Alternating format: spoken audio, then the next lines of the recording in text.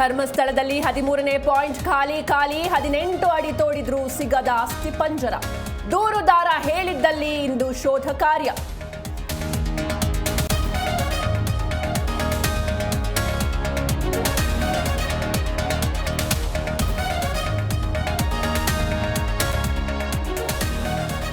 CLP ಸಭೆಯಲ್ಲಿ ಧರ್ಮಸ್ಥಳ ವಿಚಾರ ಸ್ವತಃ ಸಿದ್ದರಾಮಯ್ಯರಿಂದ ವಿಷಯ ಪ್ರಸ್ತಾಪ. ಮೂಳೆ ಸಿಗದಿದ್ರೆ ಸ್ಥಗಿತವಾಗುತ್ತಾ ಕಾರ್ಯಾಚರಣೆ.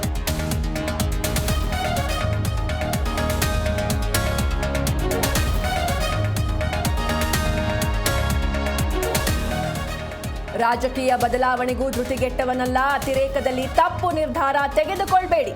ಅಭಿಮಾನಿಗಳ ಬಗ್ಗೆ ರಾಜಣ್ಣ ಪೋಸ್ಟ್.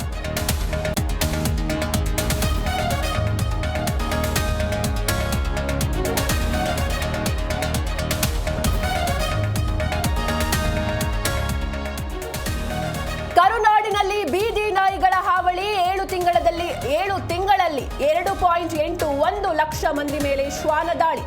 ಪ್ರಾಣಿ ಪ್ರಿಯರಿಗೆ ಸುಪ್ರೀಂ ಕೋರ್ಟ್ ತರಾಟೆ.